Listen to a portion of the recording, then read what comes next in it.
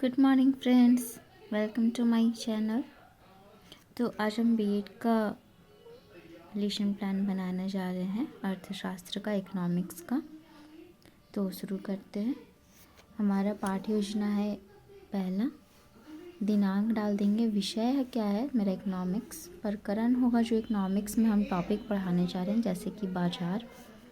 छात्र अध्यापिका का नाम, जो बॉयज़ होंगे वो छात्र अध्यापक लिखेंगे। विद्यालय का नाम जिस आप स्कूल में पढ़ाने जा रहे हो। कौन से क्लास का आप क्लास ले रहे हो, पीरियड क्या है वो डालेंगे, और कितने मिनट तक आप क्लास लेते हो वो डालेंगे। उसके बाद आता है मेरा सामान्य उद्देश्य, कि मुझे पढ़ाने का सामान्य उद्देश्य क्या है, छात्रों को क्या क्या हमें जानकारी देनी है, किस विषय में जानकारी देनी, एक दिशा के बारे में बताना। जैसे कि छात्रों को अर्थशास्त्र के प्रति रुचि जागृत करना, छात्रों को सामाजिक तत्वों से अवगत कराना, छात्रों में रचनात्मक कौशल का विकास करना, छात्रों को बाजार के बारे में पूर्ण जानकारी प्रदान करना, छात्रों को अर्थशास्त्र के सामान्य नियमों एवं सिद्धांतों का ज्ञान कराना। ये हो गया जिस विषय के बारे में हम पढ़ाने जा रहे हैं, उसके बारे में हमें क्या क्या छात्र के अंदर जागृत करनी है, समझाना है, बताना है, उसके उद्देश्यों के। अब आता है हमारा विशिष्ट उद्देश्य। इसमें जो हम प्रकरण है बाजार, उसके बारे में हम क्या क्या छात्रों को बताने वाले हैं ये लिखेंगे। जैसे कि छात्रों को बाजार के विषय में जानकारी प्रदान करना,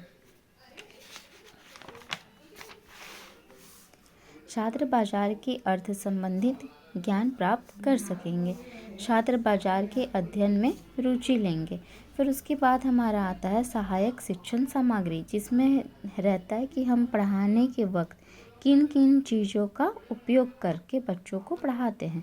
जैसे चौक, डस्टर, चार्ट पेपर हो गया, श्यामपट्ट हो गया, संकेतक आदि सहायक सामग्रियाँ हो गई। उसके बाद आता है हमारा शिक्षण विधि, कि हम किस विधि से बच्चों को चीज़ें को समझाते हैं। तो प्रश्न उत्तरी विधि, व्याख्यान विधि, प्रदर्शन विधि, और भी बहुत सारी विधियाँ होती हैं। उसके बाद आता है शिक्षण सूत्र, कि कैसे हमें बच्चों को किस सूत्र के माध्यम से हम पढ़ाने वाले हैं, कहाँ से कहाँ लेकर जाने वाले हैं। जैसे ज्ञात से अज्ञात की ओर जाने वाले हैं, प्रत्यक्ष से अप्रत्यक्ष की ओर, सरल से जटिल की ओर। ये शिक्षण सूत्र भी बहुत सारे होते हैं। उसके बाद आता है पूर्व ज्ञान, कि बच्चे जिस चीज़ के बारे में पढ़ाने वाले हैं उसके बारे में बच्चे पहले से क्या जान रहे हैं, या उससे मिलता जुलता क्या जानते हैं। तो मेरा प्रकरण था बाजार, तो बच्चे बाजार के बारे में जान रहे हैं, तो हम लिख देंगे कि छात्र बाजार के बारे में पूर्व ज्ञान रखते हैं। फिर उसके बाद आता है हमारा प्रस्तावना प्रश्न। इसमें हम बच्चों से कुछ क्वेश्चंस करते हैं, जिसका बच्चे हमें आंसर देंगे। कुछ आंसर्स होते हैं जहाँ पे बच्चे नहीं दे पाते, तो हम वहाँ से टॉपिक शुरू कर देते हैं, लेकिन बड़े बच्चे ज़्यादातर आंसर दे ही देते हैं। तो बस रहती है हमारा प्रयास कि हम उसके बारे में और डिटेल से उन्हें समझाएं।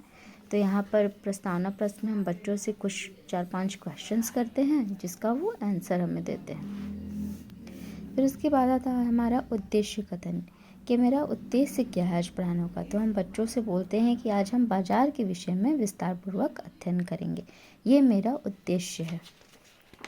फिर आता है कि हम अब पढ़ाने का, जो हमें पढ़ाना है उसके बारे में हम शुरू करते हैं, कि हमें क्या पढ़ाना है, क्या बताना है, कैसे बताना है, श्यामपट्ट पे क्या लिखना है, छात्र क्रिया में छात्र क्या करेंगे, ये सारी चीज़ें हमें यहाँ पे अंकित करनी है। फिर पढ़ाते वक्त हमें क्या क्वेश्चंस करना है उसके भी यहाँ पे जानकारी देनी है, उसके बारे में भी हमें लिखना है। पहला कॉलम होता है शिक्षण बिंदु, जिसके बारे में, जिस टॉपिक के बारे में हम पढ़ाने वाले उस टॉपिक को यहाँ पे अंकित करते हैं। फिर होता है छात्र अध्यापिका क्रिया, कि जो टॉपिक है उसके बारे में हम क्या डिटेल में देना चाहते हैं वो लिखते हैं। फिर आता है छात्र क्रिया, जिसमें बच्चे क्या करेंगे, तो ध्यानपूर्वक सुन रहे हैं, लिख रहे हैं, उस चीज़ को हम अंकित करेंगे। फिर हम श्यामपट्ट पे क्या लिख रहे हैं, ये चीज़ हम यहाँ पर अपने कॉपी में लिखते हैं कि श्यामपट्ट पे हमने ये चीज़ लिखा। फिर मूल्यांकन में जो बीच में जो टॉपिक हमने पढ़ाया उससे रिलेटेड हम कुछ क्वेश्चंस कर लिए, उसके बारे में जानकारी देते हैं। तो देखिए,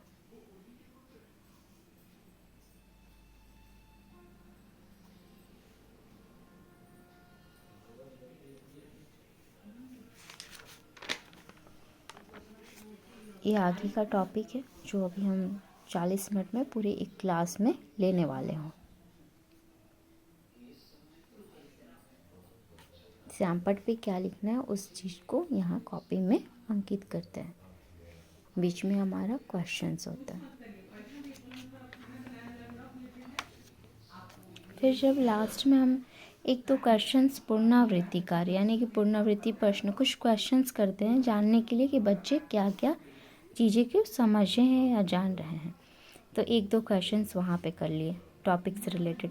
फिर हम कुछ क्वेश्चंस उन्हें देंगे कक्षा कार्य। कक्षा में प्रश्न पूछेंगे कि जो टॉपिक हम पढ़ाए हैं उससे रिलेटेड हम उन्हें कार्य देंगे करने को। फिर उसके बाद हम उन्हें होमवर्क देंगे जिसे हम गृह कार्य कहते हैं।